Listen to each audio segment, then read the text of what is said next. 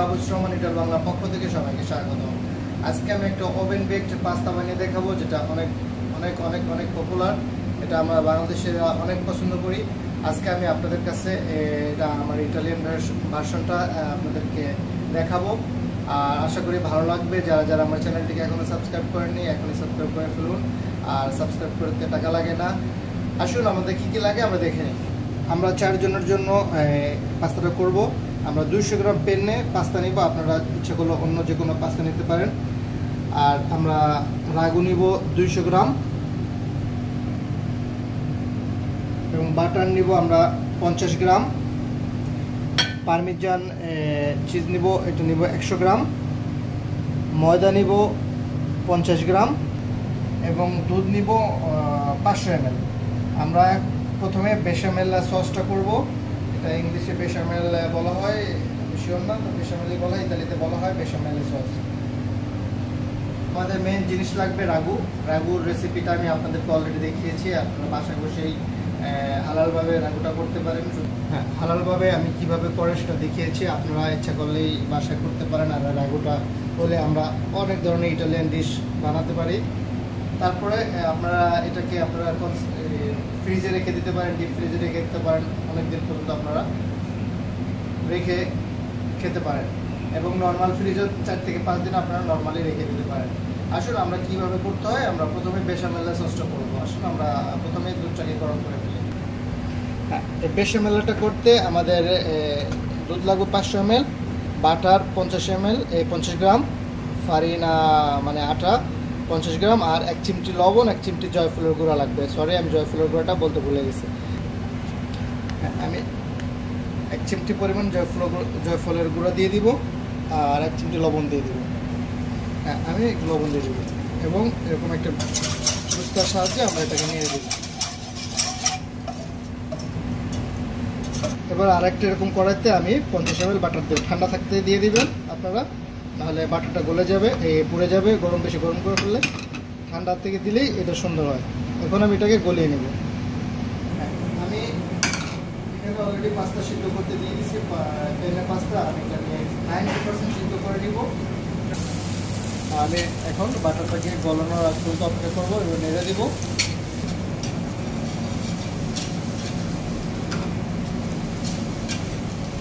আপনাদেরকে আমি আবার অনুরোধ করছি, যারা আমার চ্যানেলটিকে সাবস্ক্রাইব করেনি, দয়া করে এখনই সাবস্ক্রাইব করে ফেলুন, এবং সাথে থাকা বেল বাটনটিকে পুশ করে রাখুন। তাহলে আমার নতুন ভিডিওগুলো আপনাদের সামনে সহজে আসবে, এবং আপনারাও দেখতে পারবেন। আর আপনাদের যে কোনো প্রশ্ন থাকলে অবশ্যই কমেন্ট করে জানাবেন, এবং ভালো মন্দ দুটোই জানাতে পারবেন। এবার আমি ফারিনাটাকে আটাটাকে দিয়ে দিচ্ছি। এখন নেড়ে ফেলবো। নেওয়ার পরে আপনাদের এরকম হবে। আমি এখন চুলাটাকে অফ করে দিব। এবার যখন দুধটা বলক আসা শুরু হবে, আমি সবগুলো এখানে দিয়ে দিব, এবং খুব দ্রুত গতিতে সাথে সাথেই আমরা এটা মেশাতে শুরু করব। এটা 2 মিনিটের ভিতরে আমাদের হয়ে যাবে। যখন এটা ঘন হওয়া শুরু করবে, আমি চুলাটা কমিয়ে দিব।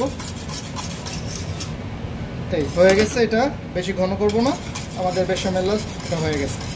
হ্যাঁ, এই সসটা আপনাদের ইটালিয়ান কিচেনের একটা অনেক 5টা সসের ভিতরে একটা।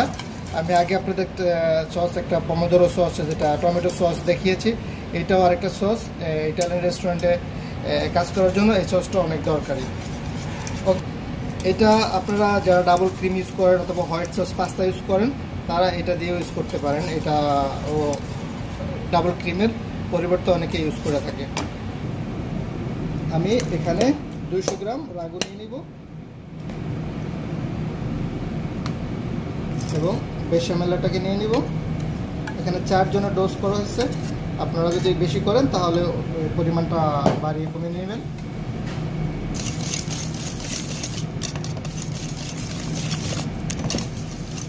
এটা অনেক সুন্দর একটা গ্রান। আমি এখন এখানে পারমিজান চিজটা দিয়ে দিব। 4 জনের জন্য 100 গ্রাম পারমিজান দিব।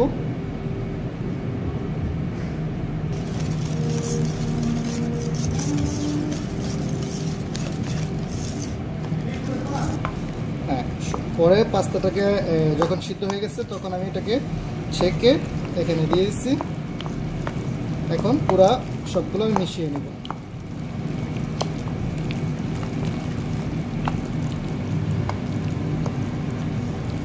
আপনারা এটা ওভেনে দেওয়ার জন্য এরকম একটা পাত্র নেবেন, এখানে 4 জনের জন্য যথেষ্ট।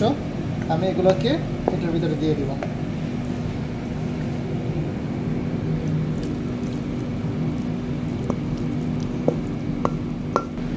হ্যাঁ, আমি আগে পুরো পারমিজান চিজটা দিইনি, এখন উপরে যেগুলো রেখে দিয়েছিলাম ওগুলো দিয়ে দিব।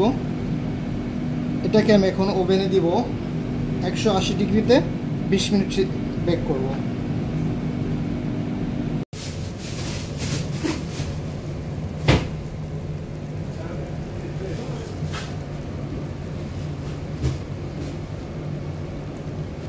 ওকে, হয়ে গেছে আমার ওভেন বেকড পাস্তা। এটা ইটালিতে বলা হয় পাস্তাল ফর্নো।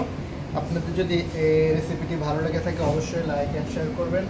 এখন এটাকে আমরা কিছুক্ষণ ঠান্ডা করব, পরে পরিবেশনের জন্য ভাগ করে প্লেটে করে নেব। যার যতটুকু দরকার ততটুকু খাবো। এবং অনেক ইয়ামি একটা পাস্তা, একটু ক্যালোরি বেশি, তারপরেও আপনারা মাঝে মাঝে এই পাস্তাটা খেতে পারেন, কারণ রাগুর পাস্তা সবগুলোতে একটু ক্যালোরি বেশি থাকে। আশা করি আপনাদের এই রেসিপিটি ভালো লেগেছে।